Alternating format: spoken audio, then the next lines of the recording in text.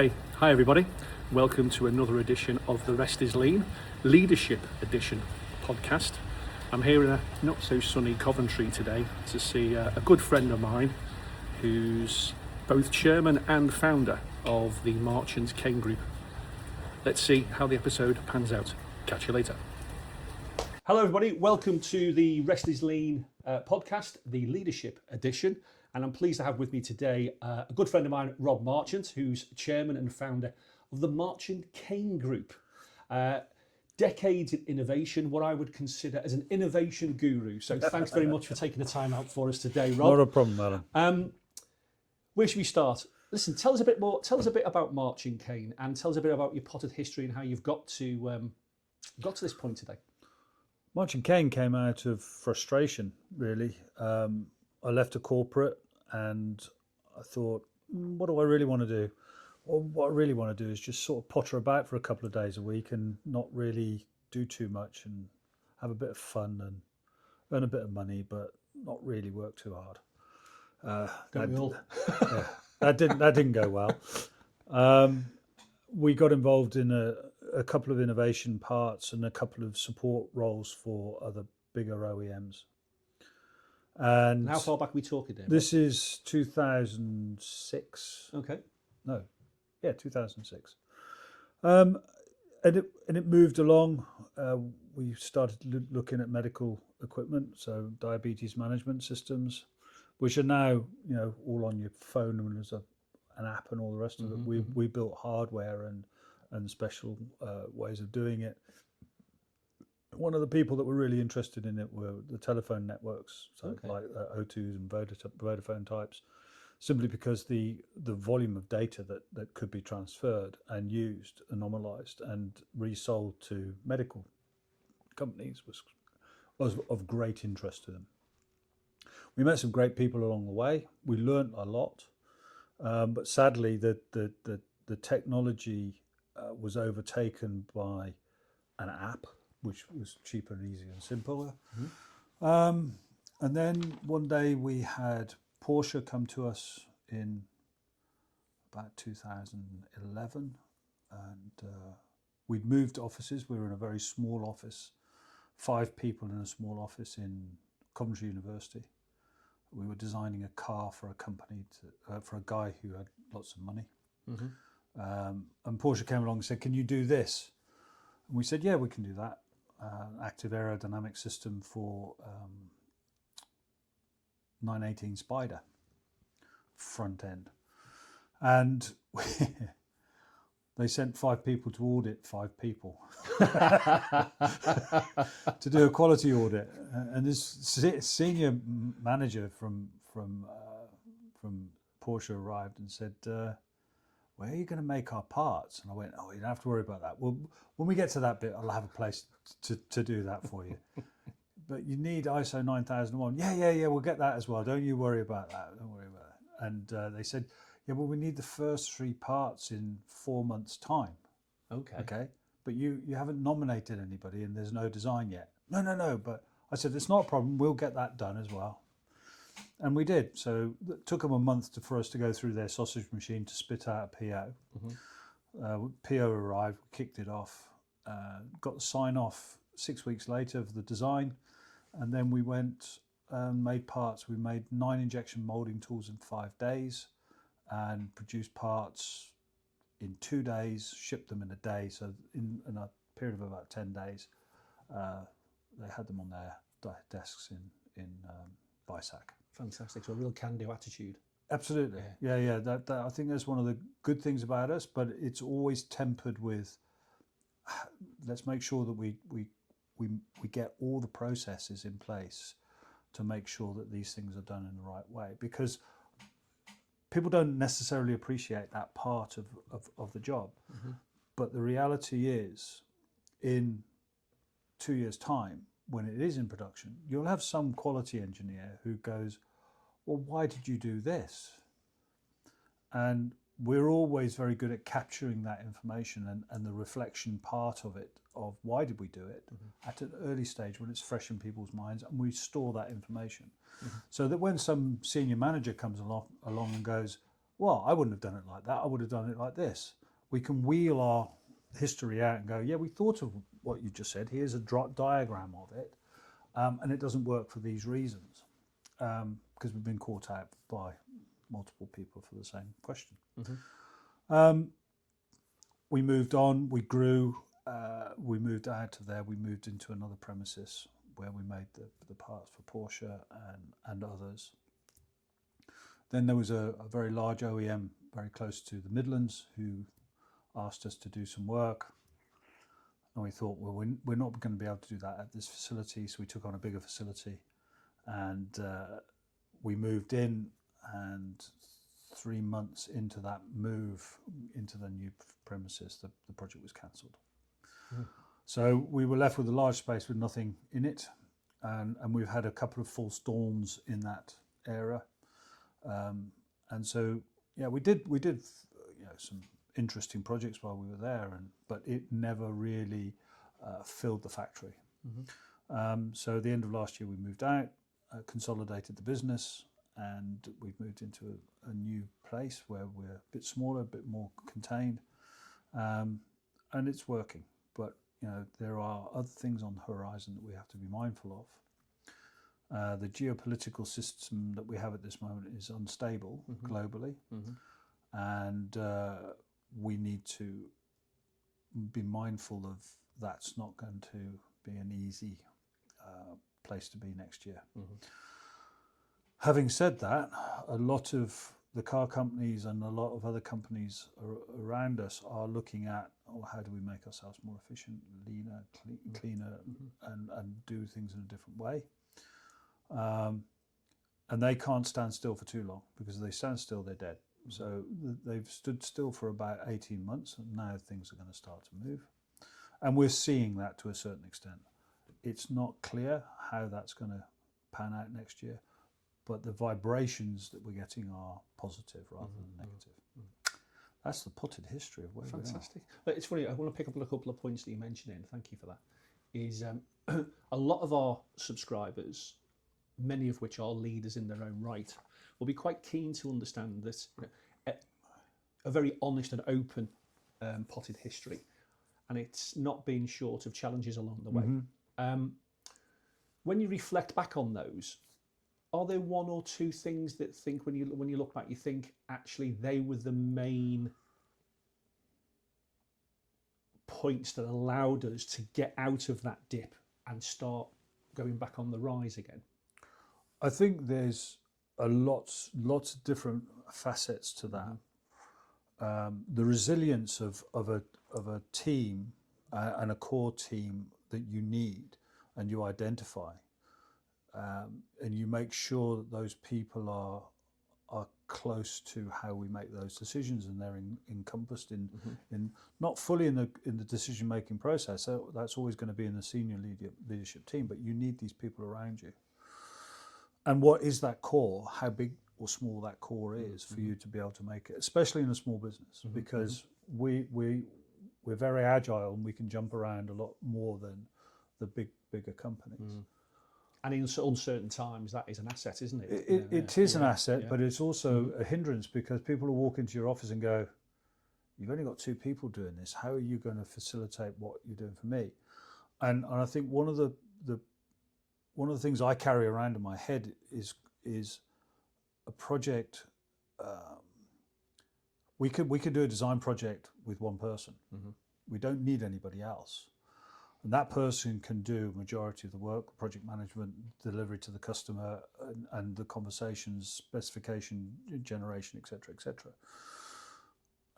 You only need more people as you start to get into the reality of the world, where you're starting to make things, and then your cost goes up, your number of people you go up. Of course, you can have Fred in the shed that will build something for you, but it's not repeatable, and that repeatability is based on a process, and that's where all of those things start to become less agile and more controlled. And the front end bit of this doesn't like that back end bit of it. Yeah, exactly. And it's funny you said you mentioned quite early doors there about a close knit core team. which, you know, having known you for so many years now, you know, that core team is pretty much still here today as it was when we first met. Yeah.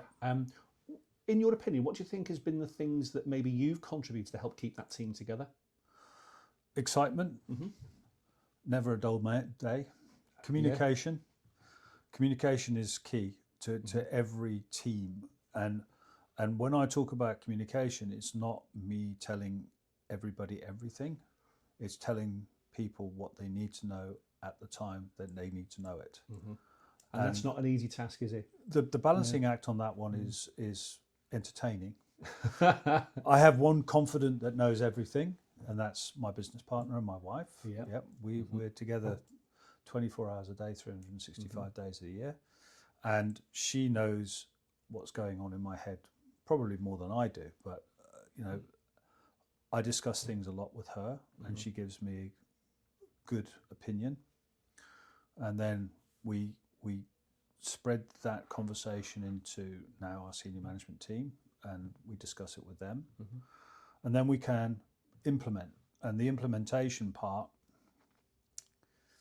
needs to be done, depending on what it is, carefully or with gusto. And if you do it with gusto, a lot of the time people don't notice, and you know, they see a bit of disturbance, but they go, okay, well, we can cope with that. Yeah, exactly. As I say, on that communication point, and like you say, it's that fine balance of knowing when and where to give the necessary information to the stakeholders. Are there any particular tips or traits or things that you go through that some of our listeners might think might help them with in terms of how you go about that communication? And also, I suppose, I mean, if I can just add to that briefly, is one of the things that we find from some of our subscribers is the balance of maybe over communicating and then how that manifests itself into what we perceive as micromanaging. I suppose in two ways. Are there any tips and traits on how to counteract that, or have you had any experiences where, you know, you've really felt that you have micromanaged and had to back off? I think there's a number of things. Know your people is a bigger part of all of that. Know their personalities, know their likes, dislikes, and how they operate and what they do. Yeah. That's critical. The micromanaging, some people like it. Honestly, if I'm, you know, there are people around me that do want it. But they want that communication on a hourly, daily basis. Others don't. But you've also got to know that they don't like it because of this reason. And is that reason positive or negative? If it's positive, fine. If it's negative, you've got to be careful, because they'll go off down rabbit holes that you don't necessarily want them to be going down. Yeah. But that's a steerage thing rather than micromanage. But you've got to be on the ball to be able to put the steerage in place to make sure that the rabbit hole doesn't get into the line of vision.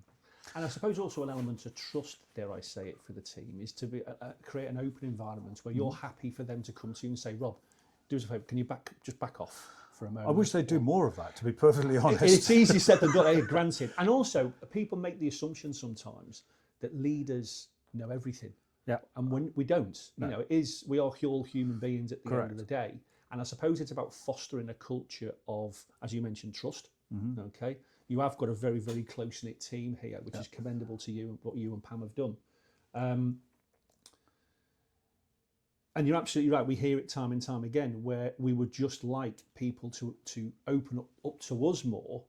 Are there any particular things that, it's not easy as we've mentioned, are there things that you try and do to try and make them feel more comfortable that they can approach you and tell them how it's always difficult. You know, my door's always open. Yeah, okay, but there's a big invisible door in between that door and the outside world.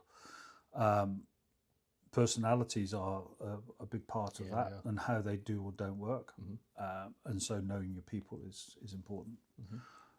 Freedom to converse, I think, is one of those big ones. And being able to have an open discussion is a good thing, but you can only let it go so far. Otherwise it gets out of control.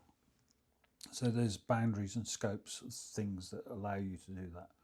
Putting those in place becomes increasingly difficult with the complexity or the pressure and inside the cooker that we're at to be able to constrain it.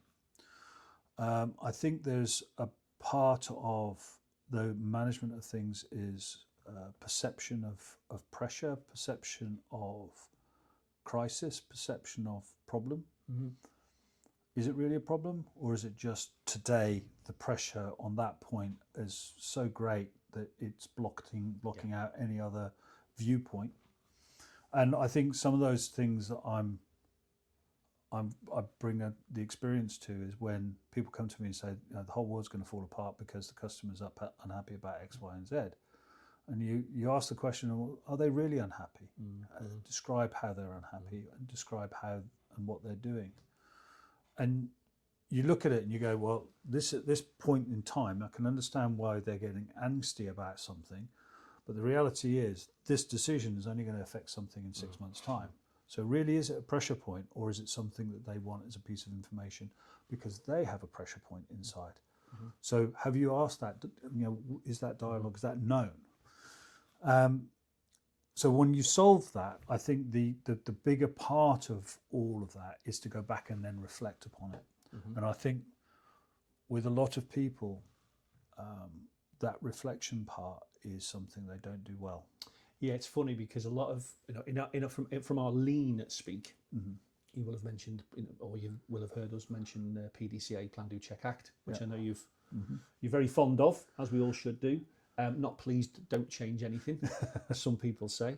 That reflection bit is very much what we call the check in the PDCA cycle, and you see so many businesses that are very, very keen on the doing bit, mm-hmm. but don't reflect, don't check that what they've done is actually what they planned to do in the first place.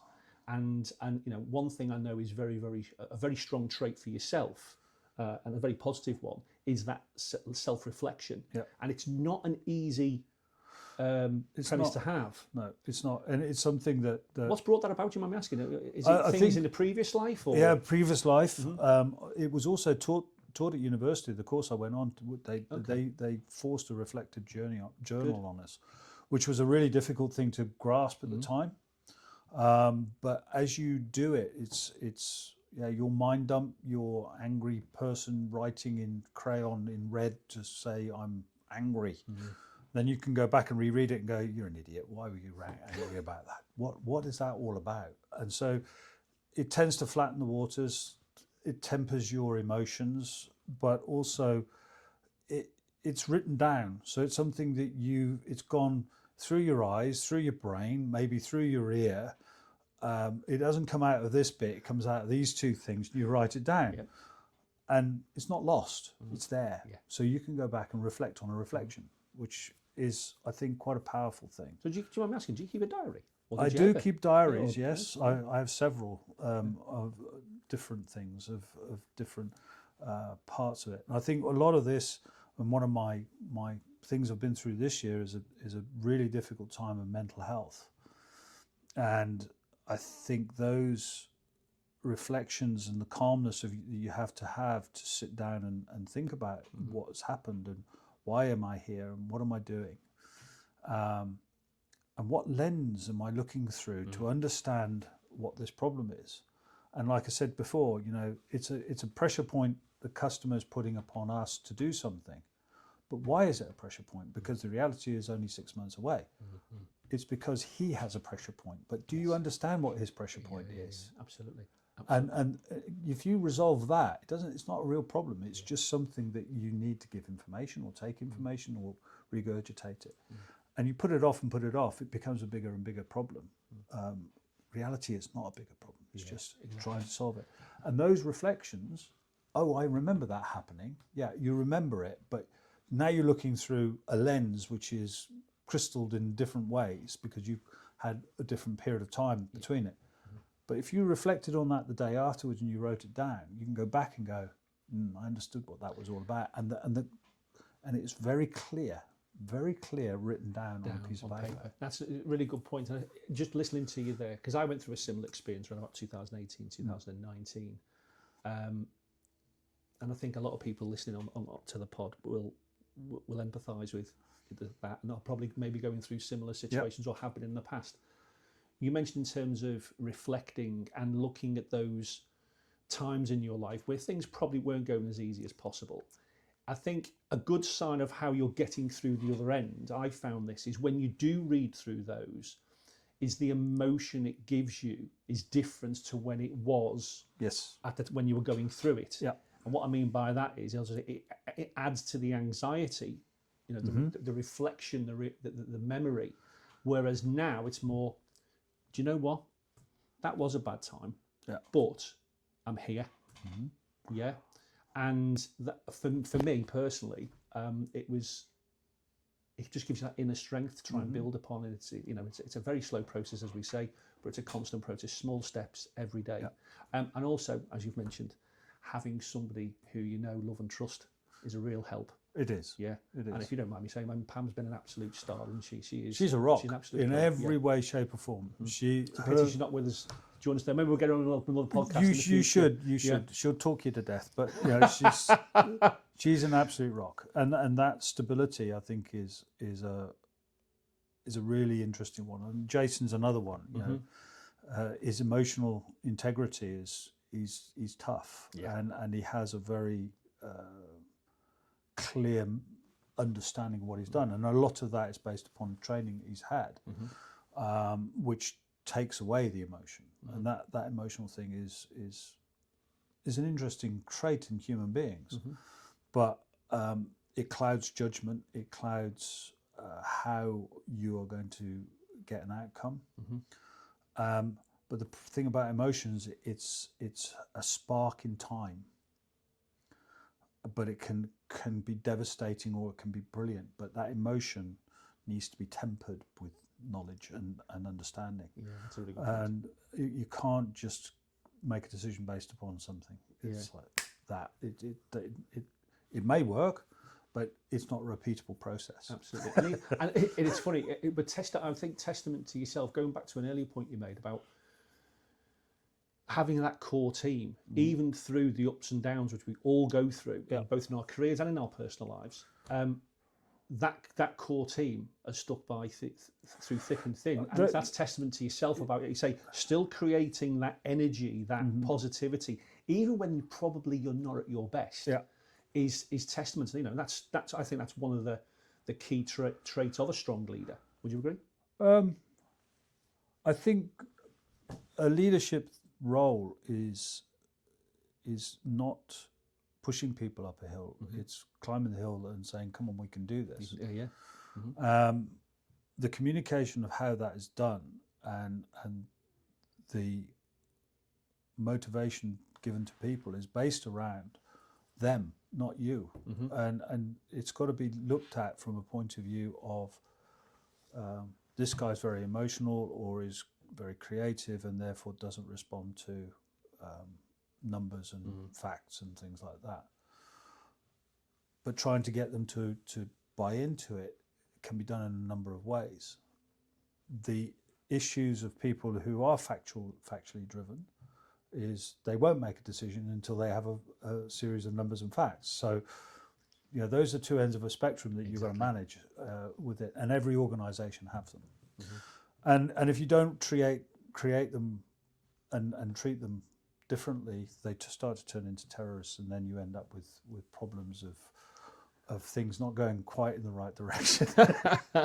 So, but that management of that is based upon knowing the people and knowing what they do and how they do things, and not being condescending to them, because they're intelligent people. You just got to give them the ground that they want to be on, and keep them happy in that ground, and let them stray out of it, but know when to bring them back in, manage them into that, and give them perhaps a corral that will stop them going any further, because they'll open rabbit holes that you've been down many times, and you just don't need them to do it, because they're just going to burn time and energy doing something that they're going to end up with a big red mark on the wall where they beat their head against it, and it's only going to start hurting more and more. So that management that's all about people. You've got me thinking about things happened in my dark and distant past now, in terms of in terms of my background. I'm a Japanese mentor from Toyota, and the first few months our relationship was incredibly difficult. A lot of the subscribers will know this already from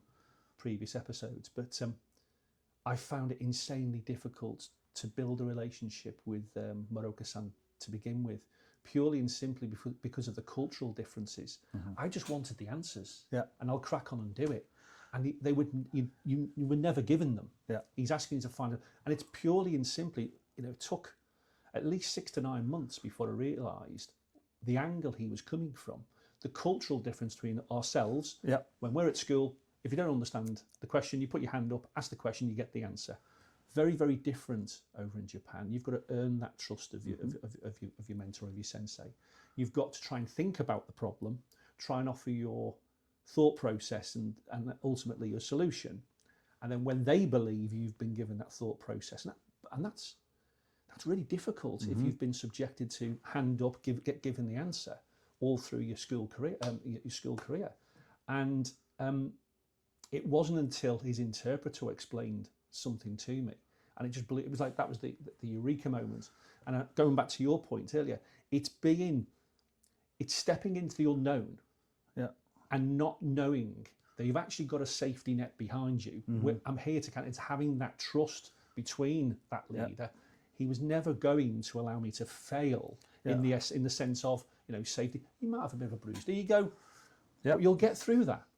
And it was a really, really stressful time for me at that point. But then the moment, that eureka moment, the relationship just flourished.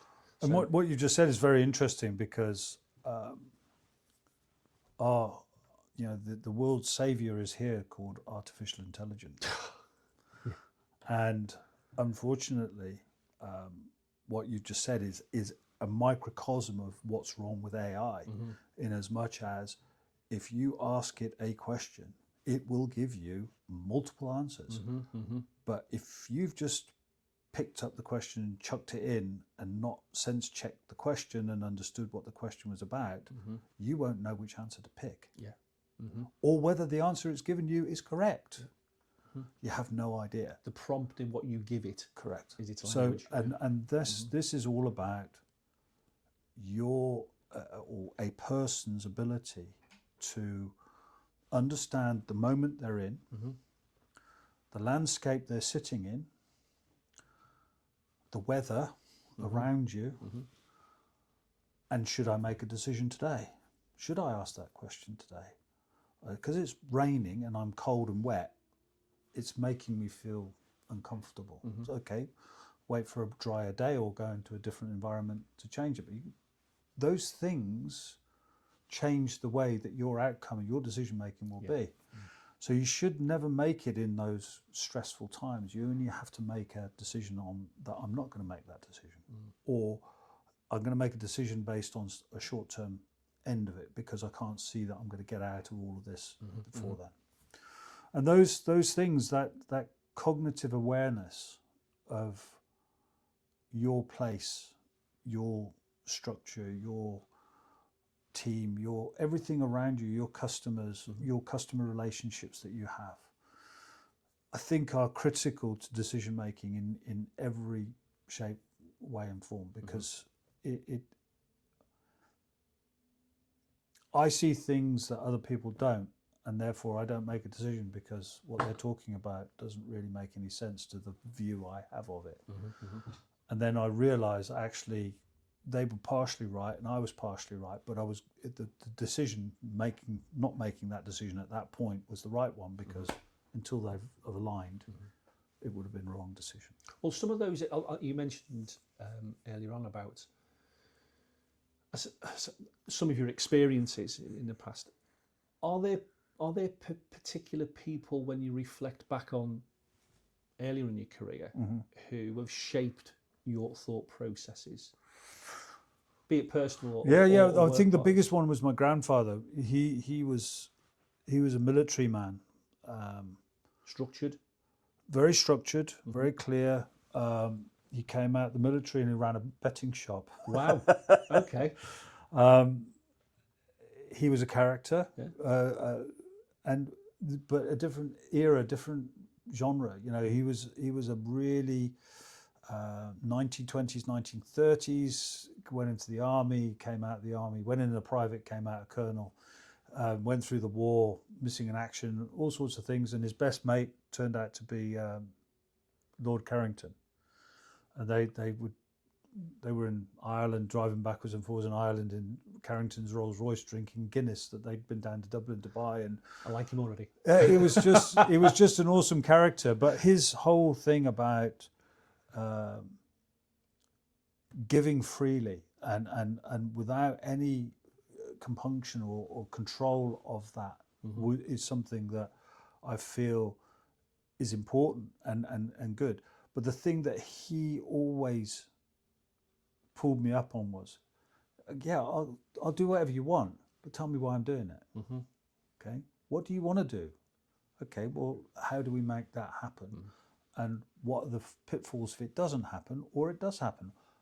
Which way is it going to go? So that thinking, that reflection upon that was something that he taught me very early on.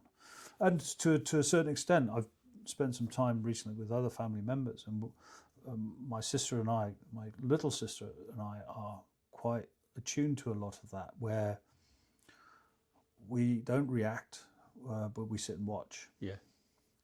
And we sit and watch and understand because of the processes that we went through when we were children, which weren't great in lots of ways, which I'm learning about a lot more now in my 60s. I'd never thought about, and this is the part of the mental health part of it.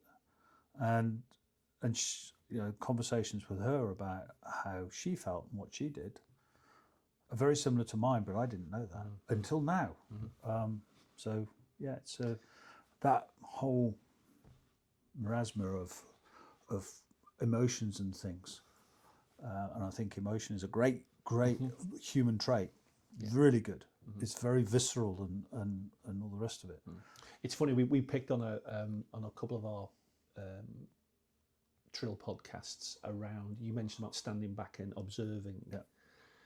And we talk quite a lot in the pod around using all your senses to observe and really understand what's going on. So, go to Gemba, watch the process, listen what's around you. You said the weather, I would use that, the environment around you, the listening, the sounds, the touches, the feel of the place.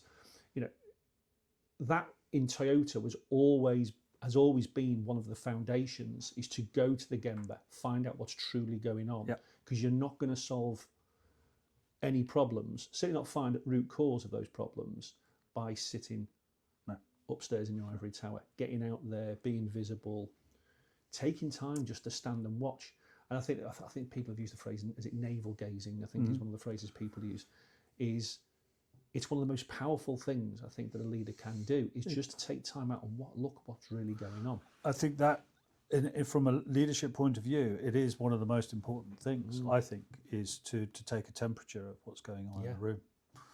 And it's interesting to see other people not do it. And then they fall short of things because they missed it. Have you got any examples of that from in previous history, good or bad? Yeah. I think, I started my life, I left school at 15 and a half with no qualifications in what is now Zimbabwe. That's where I grew up. And I started work as a mechanic, as an apprentice mechanic. And in those days, we didn't have lifts and all that fancy stuff. We had to jack cars up, put them on axle stands, and you're changing the oil, you're on creeper boards underneath it and all the rest of it. And my boss, the workshop controller, the manager for that workshop, was in an office which was about 30 feet away from me. And he wore leather-soled shoes.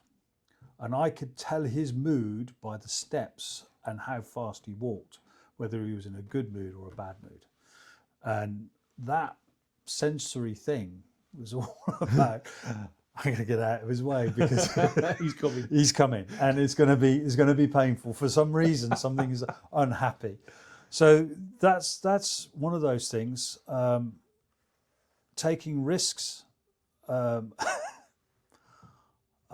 moved to South Africa, and I ran a little mine in South Africa. I was 19, 20 years old. And the mine was 30 kilometers from the nearest town. and we were looking at we were extracting granite. So it was a hill. It's now, one of my favourite things I can tell people is you can see some of my work from outer space because there's now a hole in the ground.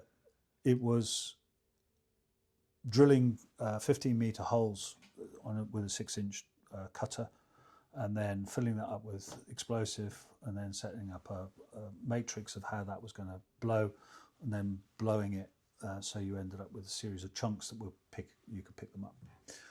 But the explosives were in a railhead 30 kilometres away, and to go and get the explosives, you had to have an explosives license to be able to do it.